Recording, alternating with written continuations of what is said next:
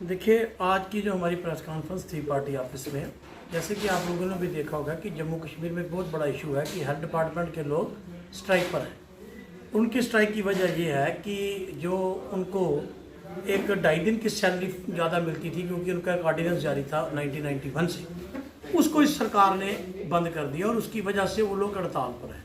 अब उनकी स्ट्राइक की वजह से जो सबसे बड़ा सफरर है वो जम्मू कश्मीर का गरीब लोग हैं, जम्मू कश्मीर के आम लोग हैं, क्योंकि उनकी स्ट्राइक की वजह से हॉस्पिटल की ओपीडी जो है वो बंद हो चुकी है।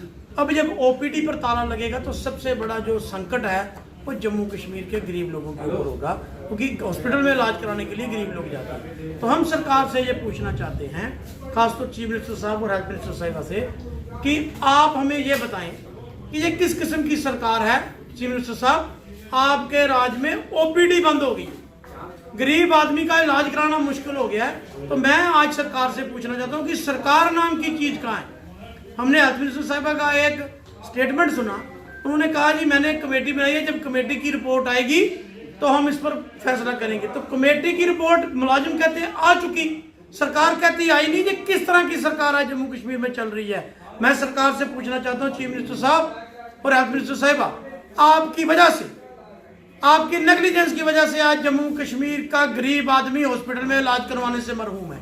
आज आपके राज में, जो दुनिया में पहली बार हुआ कि आपके राज में सरकार की, आपकी सरकार में सरकारी अस्पतालों की ओपीडी पर ताला लग चुका है। ये एक बहुत बड़ा क्वेश्चन मार्क है सरकार की कार्य प्रणाली पर और आपकी विल पावर पर।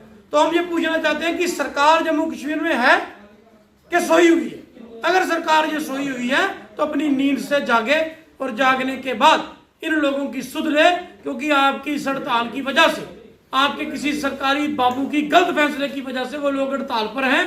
और हड़ताल होने के बाद जम्मू कश्मीर के लोग आज सड़कों पर क्या, वो अपना इलाज कराने से मरहूम है।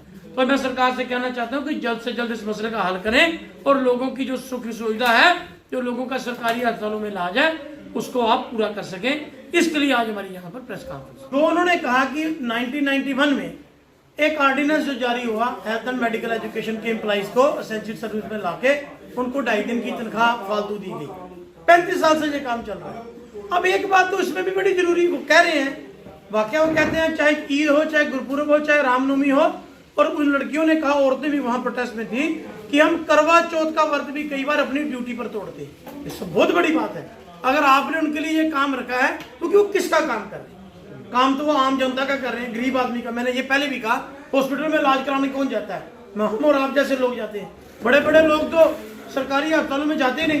तो आज जो सफरर है वो गरीब आदमी है। हम उनको भी जस्टिफाई करते हैं अगर उनका मसला है, क्योंकि जो हेल्थ मिनिस्टर साहिबा कह रही हैं इनकी बात जायज है। अगर जायज है तो ये ऑर्डिनेंस जारी किसने किया? कौन आदमी है जो सरकार को डीरेल करना चाहता है? जब सरकार हमें बताइए कि अब सरकार को पता नहीं चल रहा कि पिछले 10 दिन से हॉस्पिटल बंद हो गए हैं, ओपीडीओ पे ताला लग चुका है, तो हेल्थ मिनिस्टर साहिबा क्या कर रही है, चीफ मिनिस्टर साहब क्या कर रहे हैं? तो आज हमारी उनकी रिक्वेस्ट है कि जल्द से जल्द इस मसले का हल करें, ताकि आम आदमी को सहूलत जो है हॉस्पिटलों में वो मिल सके।